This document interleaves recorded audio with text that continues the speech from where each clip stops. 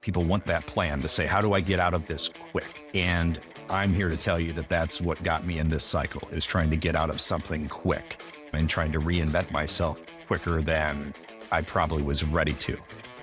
To me, it starts with permission just to sit and be uncomfortable, but also think about where you're going and who you are without the identity. Anybody else have work up in the air and curious about what the future holds, maybe even looking to reinvent themselves? Then join in. Let's do this. Welcome back into the conversation, my reinventing friends. And today we're talking about something that almost nobody prepares us for. And it's not losing a job, it's losing the identity that came with the job. Now, for so many professionals, our careers become more than what we do. They become who we are. And we build our confidence around our title. We measure our value by our achievements. And we tell ourselves that if we just keep performing, keep climbing, keep producing, everything will work out.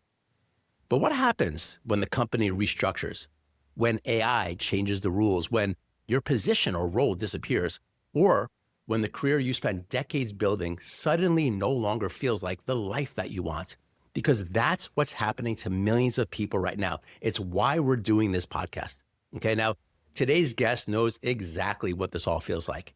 After nearly 30 years building an impressive corporate career, including serving as Chief Communications Officer, Geoff Curtis found himself on the receiving end of a corporate acquisition that eliminated the role that had defined much of his professional life. What followed wasn't some picture-perfect reinvention story, okay? It was uncertainty, identity loss, anxiety, questions about purpose, and ultimately a deeper understanding of what he calls professional identity purgatory, that uncomfortable space between who you were and who you're becoming. Now, he's captured that journey in his new book, Embracing Your Own Purgatory. And today we're going to have an honest conversation about what reinvention really looks like when life doesn't go according to plan. So I think this is a perfect conversation. Geoff, before we jump in, welcome into the conversation and into reinvention. Thanks for having me, Todd. Appreciate it. So let's just jump right into the deep end of the pool, man. When you went through this transition, okay, and all of a sudden, boom, the rug was pulled out from under you, and you went through this process of reinventing, when did you realize that it wasn't just about finding another job, but it was about figuring out who you were and what your identity was looking forward? Yeah, I think part of it is when it came to the acquisition, the redundancy in the role, I hadn't been hit with the fact that I knew that I was very enmeshed in my career and I knew that it was my identity. And I think I was aware of all of that. What I didn't realize, though, there was the whole scaffolding that was built around me that helped support this identity. And so when it went away, I really didn't know what to do or what to feel because it was just so new. And a little bit of the story that I tell in the book that I think is helpful for your listeners is I immediately jumped into something else, as I had done for a majority of my career, because I just wanted to stay busy. So I went and did a fellowship at a university here in Chicago. That was a full academic year. So that allowed me to kind of kick the can down the road another 7 to 8 months, then jumped into consulting immediately. And so you can kind of see how I'm describing the patterns was I didn't want to confront it. And I didn't want to confront the fact that all of this scaffolding had been removed. And I was sitting there with really out of foundation, without any identity and without any direction of where I was going to go next. And so that was just a difficult piece, but I jumped into such old habits of just going, staying busy because I didn't want to deal with what had just happened. And that was the difficult part of it. Interestingly enough, my wife was like, it's going to hit you. It's going to hit you at some point. And I didn't believe her. I was like, nope, I'm fine. So let's talk about this a little more, because this is actually what's happening. It's a phenomenon right now, and my listeners are somewhere along the journey. Not everybody has lost their job or is reinventing and jumping ship, but the conversation is what attracts people, right? And hearing stories like you about, hey, some pretty devastating things that happened. And you mentioned the word, you got confronted and then you kicked the can down the road. I mean, this is so common. It's what I'm seeing out there with my clients and all the people I'm working with.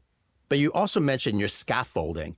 I want to understand just personally, like what scaffolding are you talking about? Is it the relationship with your wife, your kids, like your financial stuff? Like, what do you mean that part was expected, as you went through this transition? I think it was just the job itself. It was discovering that the job had really been the scaffolding that held all of those things together, Okay. both the relationship with friends, family, financially, all of those things. It was just so enmeshed in me that I didn't realize that. And so when that goes away, what I had been really focused on for an entire 30 years of being that work identity, I didn't realize that it was holding all of those other things you mentioned together. So that's what I mean. It's that when that's pulled away, then you also have to look at how you're reinventing even those relationships. I mean, my wife knew that I was very intertwined in my work, and the work came first always. And she understood that. What I started to see, though, is how much I had ignored friendships, personal relationships, those things that I'm actually trying to take time to rebuild now and understand what it kind of means to be in those relationships again. It's not that I didn't go out with friends and do things. It's just that I was always so focused on the comfort that the job provided that I didn't really take full advantage of that. So now it's kind of, once that's all removed, kind of rebuilding those things and understanding exactly who I am outside of that identity that I had. Yeah, it's very revealing, isn't it, to have that trajectory taken up. A lot of people don't realize how much their identity is entwined, right? This is why I wanted to have you on the show, because you really speak to this very well. Let's talk about the process, right? So you kind of kicked the can down the road. You went, to a university to get a degree. Talk to me about the process of when this started to get revealed. I think this will help people really understand what is in front of them potentially, as they're looking at reinvention. And again, it's not all negative, but you did go through a hard time. What were the realizations that you had? What started to happen for you where you're like, wait, something's like off. Like, I'm not feeling well. I'm not feeling like I know where my ground is right now. Or give me your words about the start of that process where it really did, like, the enormity of the change started to hit you. There was a psychological battle toward the end of the fellowship that I was doing of external validation. And I recalled, and I write about this in the book, an event that I was at in the fall. So right as I was exiting my corporate role, I asked another Fortune 50 chief communications officer, how long will I be relevant? When I'm exiting my corporate role, how long will I be relevant? Now, you may think, what an idiot to ask that type of question, because I think I knew the answer a little bit, and he actually put a time frame on it. He said, year, 18 months tops. And so that was very scary. I put that aside, but when it got time to nearing the end of the fellowship, I launched a consultancy. And I said, okay, you know what? I have to really stay relevant. I have to get back to that old identity. This is what makes me tick. I'm scared to lose all of what I had built. And so jumped into consulting, started doing that. And again, it was probably 60% of the reason was because of that relevancy comment.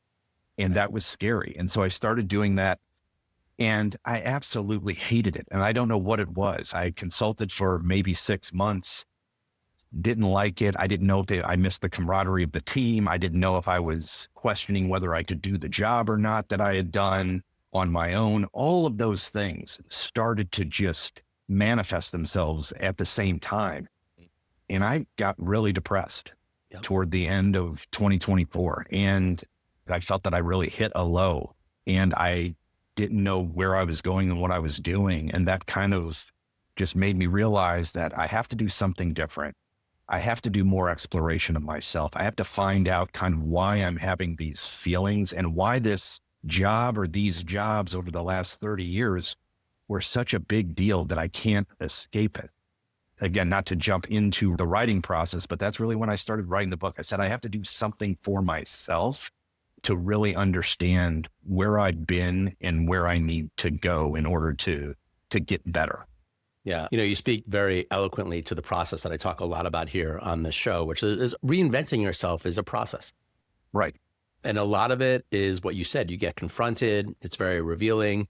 And then there usually comes a point where there's some pain and suffering, where you then turn, if you're smart and quick, into some form of introspection, which is exactly what you just said. Like, why is this all so important to me? You start asking the bigger question, like, who am I? Like, what am I here to do? This life is like a blip in the matrix, like I say all the time, right? And it's like you're in that moment and you started to look at yourself. And I'm just curious about your process. Like, what did you do to start answering those bigger, even more philosophical questions? Were you reading different things? Like, what happened in that space while you're scared and you're like, oh my God, like the world is ending or some form of my identity is ending? What did you then look towards? How did you find some guidance, to something that has gotten to you to where you are today? Therapy has always been a big part of my life. I really leaned into the therapist who I work with, who I'd worked with actually in my corporate role. He was kind of a corporate psychologist that did a lot of work with my team. And me personally, I continued to see him outside of work. That place felt safe to me because he knew me. And that's where I really started the conversation. Interestingly enough, when I was still in my corporate role, he told me I had a book in me and to just start writing things down just based on kind of how I was thinking and how I was thinking just about mental state, how I was thinking about leadership, all of those things. Obviously, it turned into a different direction, but still, I think his process helped me out considerably, and that's where I felt safe. But aside from that, I really didn't know where to turn. But he helped me along the way, kind of helped me start asking questions. Who am I without doing the thing that I was doing? And that's scary. That's a scary question because there aren't a lot of answers when you really didn't know yourself outside of your corporate identity and your professional identity. And so that was kind of the first question that set me down the path of really looking at patterns throughout the last 30 years of not only work, but earlier in my life, how I suppressed emotion along the way. Did I go from one job to another or one thing to another in order to just suppress? Or was it really motivation? Those types of things that he really helped me uncover, but ultimately I had to uncover for myself. And so a big part of that, again, was the therapy piece of it, but also when I really started to sit down and write, that's when the process started to kind of form around me. And I started learning more and more because more questions kept coming up along the way. I just want to reiterate how important it is that what you're sharing around getting out of isolation. Like, I'm so glad that you said that you had a therapist. I think most people are doing this by themselves and struggling at night. And there's a process. You probably did that for a while too. My whole push is de-isolate yourself as fast as you possibly can. Start having conversations with people. You don't have to have a therapist. You don't have to have a coach like me. You can talk to ChatGPT about this stuff, but other humans are really useful here. More people are struggling with this phenomenon of potential reinvention than anyone knows about right now. I mean, like, there are millions of people in our country alone, the US, that are in a similar boat to what you are describing yourself, or they know what's coming. And so we got to be proactive. And the idea of getting a coach, getting a therapist, starting to have these conversations, honest ones, and asking these bigger questions, who am I, is the only way out, right? Because it's the only place that you're going to find answers. So let's talk about your process a little bit, right? You have something to say on that, but I am curious about where this goes next and what you started to uncover. Obviously, writing was a thing for you, and I want to hear like what energy that brought into your life. But I think you had something to share on that piece. Yeah, I did want to share because I think it's interesting to note as two men talking to one another, the majority of feedback I'm getting right now about the book is from men. And I think part of that has to do with exactly what you just said. A lot of men are dealing with this in isolation. They don't like to talk about these things, maybe with their spouse, maybe with a therapist if they have one, but they don't talk one-on-one with each other as friends. And one thing that I've found interesting is that I made great friends in the fellowship that I went through. And it's easier for me to talk to them because I've only known them for a couple of years about these things versus friends who I've had for 30 to 40 years. And I know that's probably intuitive to a lot of your listeners, but it's difficult because of the baggage that you've had or just the things you know about one another that you don't necessarily, sometimes you trust more than other times. Right. And with those who you don't know, it's maybe a little bit easier to talk about. And I can tell you, Todd, that the response that I'm getting via email, for example, always starts out with, I don't know if you knew this about me, but, and then it's a laundry list of things that they've been through that some people who I've known for a very, very long time, and just me taking the step of writing some of these things down and being vulnerable and transparent helps them now share. And so that, to your point, is what I would love to have people do, is just share. with one another.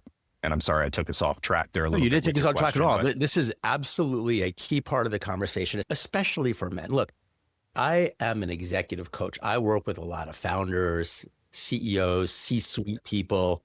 And when I get hired to do something, it's usually around leadership development, mastering communication and influence, like how to develop language, all these things. Because it sounds good and it sounds important, and it is. I'm not demeaning these things. right. Usually by the second or third session, I am akin to a therapist where someone trusts me and they open up to me and they start talking about the real things, that are happening, the real insecurity, the real doubt, the real concern that they have for the future, or real challenging relationships that they're going on. And that's okay, because that's actually the terrain by which we make deeper and real change, is in these authentic, vulnerable spaces. And as the world continues to spiral out of control and AI is going crazy and everyone's on Claude and chat, that's fine. These are not bad tools. But my opinion, Geoff, is that the human connection is what needs to come back full force. And I think it is. 100%. I'm seeing it, in my own work and the communities that I'm building. There's a big push for people to come together, and reinvention, has a lot to do with that as a philosophy. But I'm curious now, let's talk about your story now. So you're you're in therapy, you start writing, because we want to see where this goes for someone like you, right? All right. So you found something else. Tell me, why writing? Was it always a story in your head that you wanted to be a writer, or did that emerge suddenly? How did this start to happen where you started to see some light? Well, the initial concept actually for the book was the communications person who couldn't communicate his own transition. And I thought that, yeah, sure, great concept. I don't know if people are going to buy into that, but it's a little bit niche. And I don't know, I started talking to the publisher about an idea that I had and about being more comfortable with discomfort that exists in our lives, and started going down that path and realized, Todd, that if I was going to do it, I needed to be really vulnerable, really authentic, and really human in what I was writing. And that was a big decision that I had to make. And once I started kind of piecing conceptually the purgatory concept together, it allowed me to be very introspective and look at my entire life, from my first job and why I did that, to my father's death and how I avoided the emotion of that and didn't get into therapy after that until 8 years after he was gone. And that caused a lot of spiraling just emotionally and further suppressing my emotion, jumping into work, all of those things. And all of these dots really started to connect just from a behavioral pattern standpoint. I learned a lot at looking back at all of those things throughout my life, just from a behavior standpoint that I wasn't aware of when they were happening. It was in a way sometimes better than therapy because I was doing it myself. I was actually doing the work myself. And I think that's the important piece here too, is that if you have the time to start to do the work yourself, that's important work to do. And it's meaningful, and it can get you out of making some of the same mistakes or repeating some of the same patterns, or frankly, just learning a little bit more about what makes you tick and why you do the things that you do. And for me, I just learned a ton about how I suppress emotions over time, how some of the relationships that I've had were unfair to the others who I was having the relationship with, and me. And it's just all of that's uncovered. It was through writing, but it was also through just the mental process of even reliving some of those things. Yeah. Well, you're a warrior, brother. This is not the easy path to look at some of these perceived shortcomings or limitations. When you talk about your father dying and passing, I'm so sorry. How old were you when he passed, and how old was he? 32, he was 59. Oh, wow. And Okay. it was over a course of a month. So he entered ICU basically in February, was dead by the end of March. And so one interesting thing that I write about in the book is that one of our last meaningful conversations was about passwords, bank passwords, 401k passwords, all of that. I would say he was emotionally reserved throughout his life. I was also kind of battling, okay, this isn't going to happen. And I was completely focused on getting a job done, trying to fix him. I was on my computer every day talking to physicians across the country, seeing if we could figure out a better treatment path, what was wrong, all of those things, and avoiding really what was happening to him. And I had an interesting conversation the other day, and I'll make this quick, but it was with another friend of mine whose spouse had actually passed away. And he said that we didn't really have to have a lot of that conversation because we'd been married for so long. We knew that we loved each other. We didn't have to have that conversation. And he was asking why I wrote about it that way in the book. Did I need to have a conversation? And I said, I think I did. Yes. That's one regret, that I left something on the table there that I needed to either satisfy my emotion, maybe satisfy my father's emotions. Don't know. But it was one of those things where I look back and say, yeah, I had a business conversation with my father when at that time he probably had 3 weeks left to live and he didn't know it. When you say regret, what would you have wanted to say? I would probably want to tell him more about my life. I don't know that I told him enough about my life, my work, what made me excited about, doing the thing that I was doing, what made me excited about being married, all of those things. And I think we had a great relationship, but it was just very emotionally reserved. So I don't know if we've ever could have gotten to that point. And look, I was a young, dumb 32-year-old who hadn't really lived enough life to, have any grand wisdom in a conversation. But even that small talk would have meant a little bit more than just having a conversation about, let's get the business done at hand. I mean, now I look back and one of my questions in the book is that I hope he's proud of me for what I've done, because he never really knew me as a full-blown adult. I obviously wouldn't have asked him that then necessarily, because I don't know if I would have needed that answer, but it would have been at a more emotional level. I don't know, dad-son talk. Appreciate you going there with me, because I've met you today, right? But it feels like what's unfolding for your life, which is a very authentic man who's opening himself up. Of course he's proud of you. Like this, you're opening up to understand who you are, and you're trying to help others do the same. And what's more worthwhile than that? It brings me back to years back. I did this thing called the Hoffman process, which I never really talked about. I'm doing it at the end of August. Oh, get out of here. Yeah. So Hoffman's deep. I'm not going to say any of the keys here, but Hoffman process is kind of like a 7-day process where you go into a retreat, and you turn off your phone and you go through this process called the Hoffman process. It's been around since the 60s. And when I did it in the early 2000s, it was framed as kind of, the best way to deal with mommy and daddy issues, right? The best way to really get to the core of it. And I will say that a lot of what I did in Hoffman sticks to me in this day, because it deleted some of these stories that were topical and got me into the heart, into the real understanding that this life is really short, like I said before, and that these relationships really matter.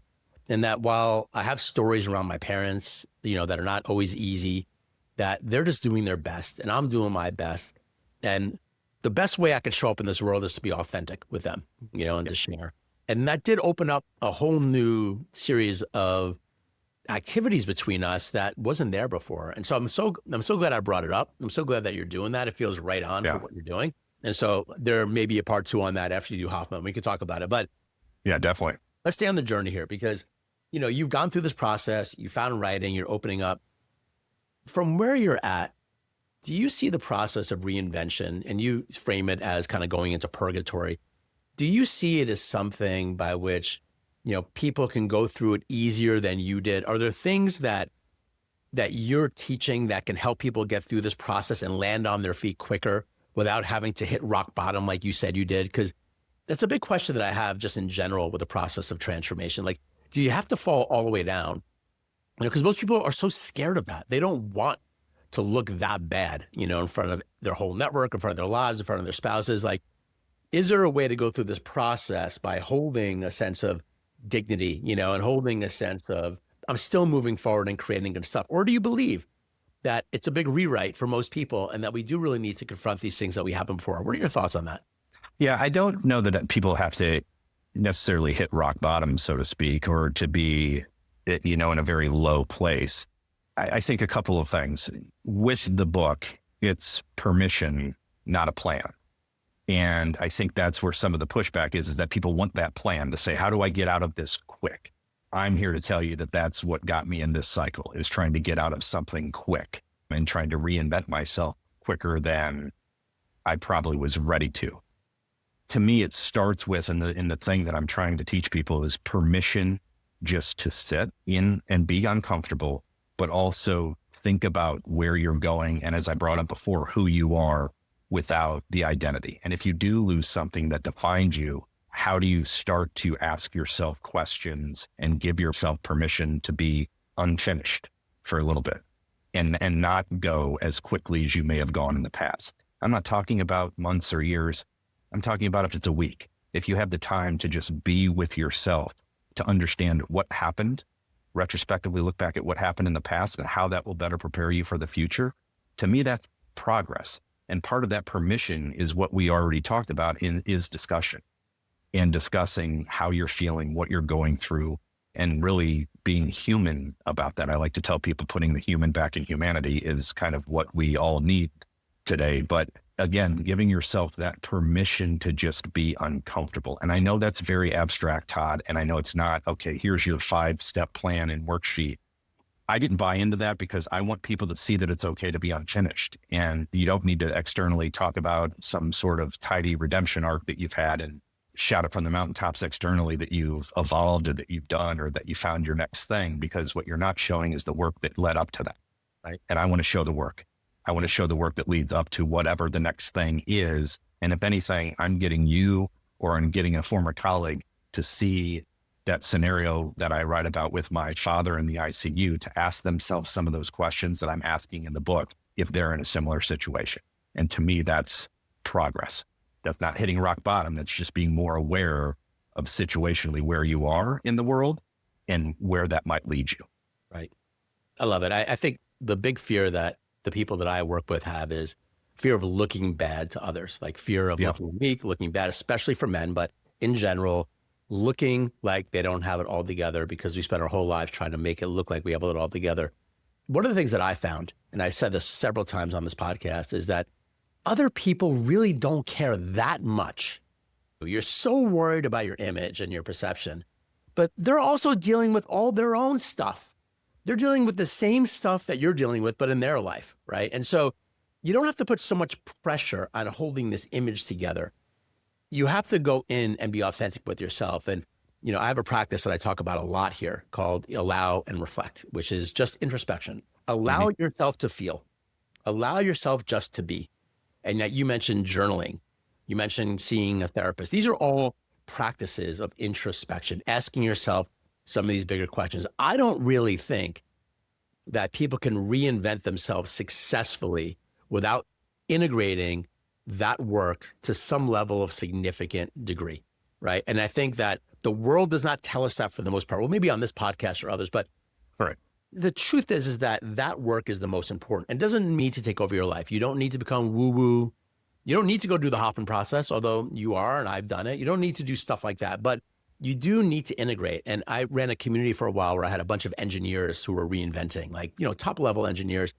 And I would say, look, just spend 20 minutes each day in meditation where you just sit and you allow and you reflect. Just 20 minutes, just do that.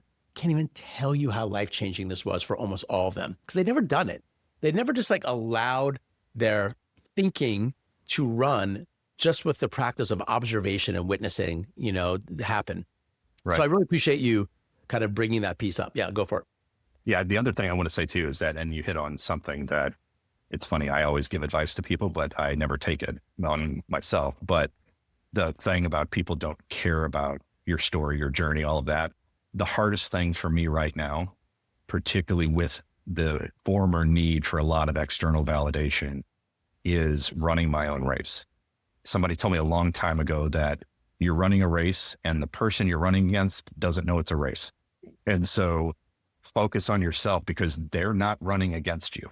You think they are because you've created that scenario, but they aren't. And so how do you focus on yourself? That's the hardest thing for me to do because being a high achiever, being competitive, needing some external validation, that is very difficult. And I keep going back to what you said of, yeah, people don't care. And I'm trying to get that ingrained in my head. And it's one of the most difficult things to do right now. It's reprogramming yourself in a way that you weren't programmed this way. And none of us were. Like the culture that we grew up in was high achiever, push, push, push, all these things that we're talking about. But now, the rules are being rewritten right now. I talk a lot about AI on this show. I bring a lot of leaders in the space and technology, and it is forcing an issue. It is forcing the issue of, wow, like, who am I? Like the questions that we're talking about are accelerating right now. A lot of people are being forced to ask these questions. And I look at it as an opportunity. It's an opportunity to understand who you are. It's an opportunity to understand all these programs that are running and ask the question, why are they running? Why do I feel this way? Why am I running a race against that person, but they don't feel that they're running a race against me? Like, why am I programmed that way? And maybe more importantly, what would it be like for me not to be wired that way? What level of freedom or success might I have if I allowed myself just to be me, and do the best that I can? And here's what I found from sitting from some level of vantage point of interviewing a lot of really successful people that have gone through this process.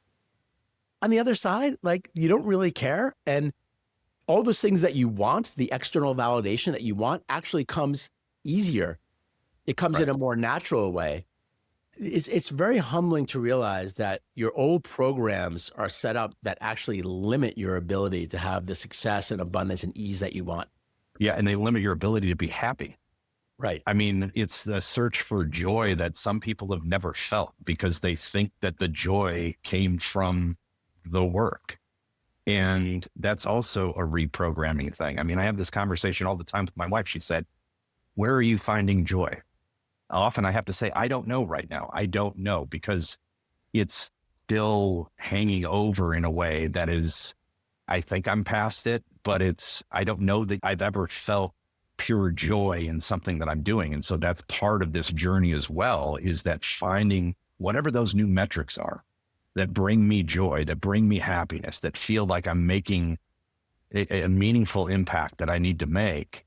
That's kind of what I'm striving for now. And that's the kind of the battle day to day. But I didn't realize that. I didn't realize that, okay, yeah, the joy was tied to what I was doing. And that's crazy to think about. It really is.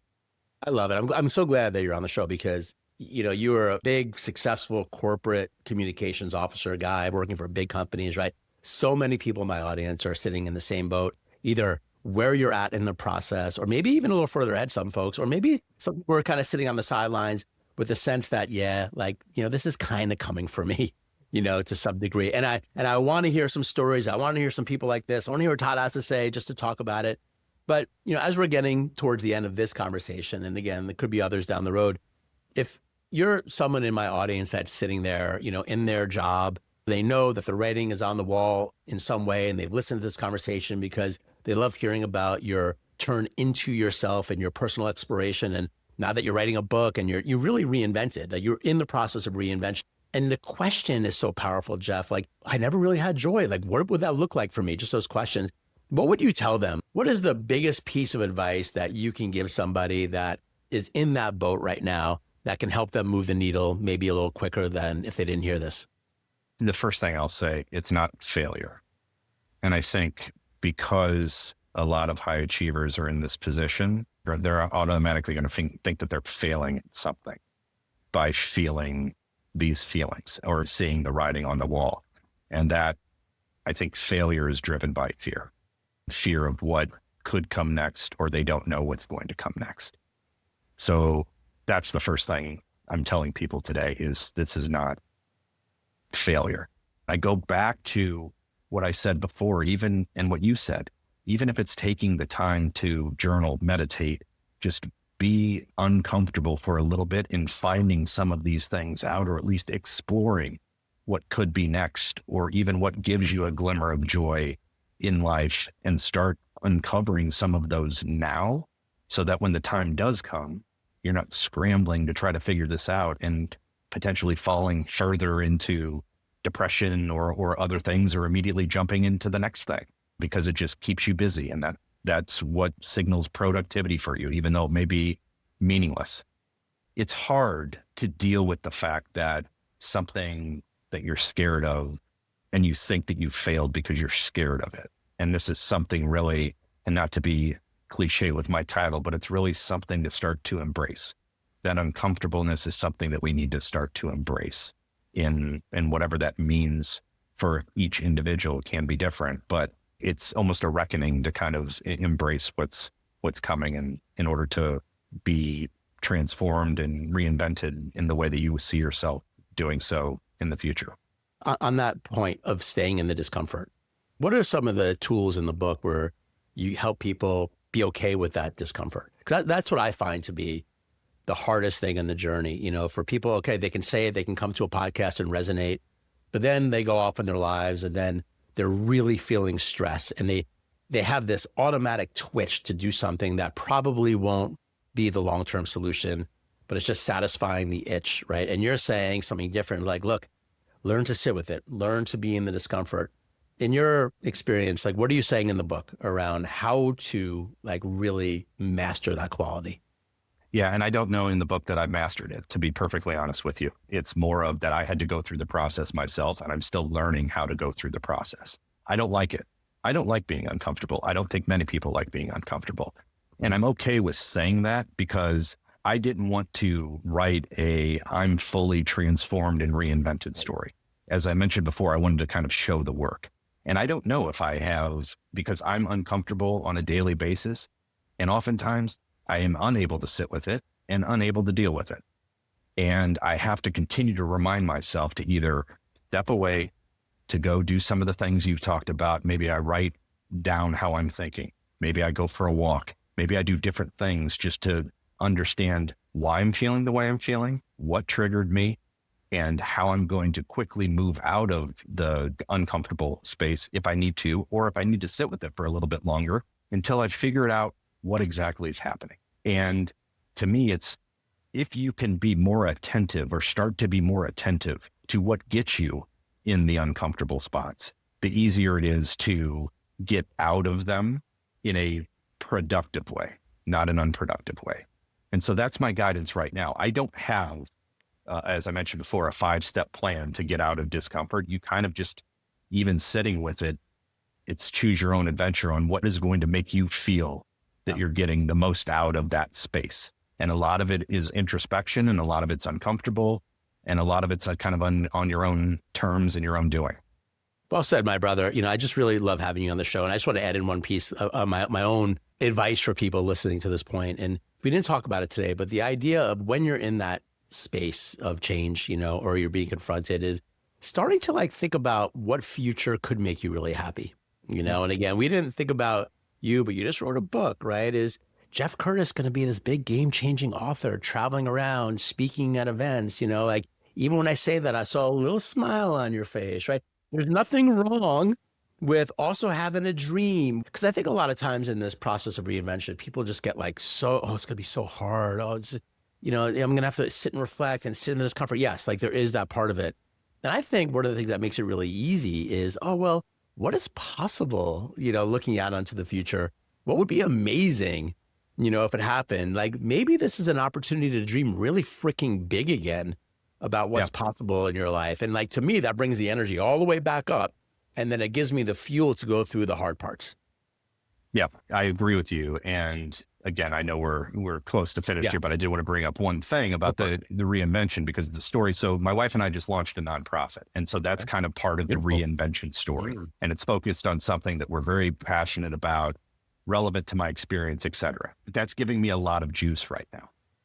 But what I will say is that what I have to be careful of, and what you always have to be careful of when you're kind of aspiring and dreaming to do something big, is that are you judging your success by old metrics? Yeah. And then that starts to trigger a lot of bad habits. So it's great that I'm moving in this direction. And I think I'm really finding purpose, meaningfulness, all of those things. And I feel good about that. But I also feel equally bad when I'm triggered by some old metrics that would define my success. And so to me, it's still a lot of push-pull there with both discomfort as well as trying to move my way out of that. Yeah, well said. You know, I think the metrics are very important by which, what are we judging our success by? So that's a whole other thread that we can cover another time. But then I just want to say, wishing you the best of luck. I'm glad that you came on here. I mean, for me, I got a lot out of this conversation. I hope you did too. Make sure that you subscribe to our podcast because we're going to continue to bring in people like Geoff and people from all walks of life, right? That have something to share about how the future of work is unfolding and what you can do to get out of it. That's the conversation. I think this is the conversation right now. So make sure that you subscribe. Geoff, more soon. I'll share your stuff around, and I'm just grateful that you took the time to be here today. No, appreciate the opportunity, Todd. Thanks for having me on.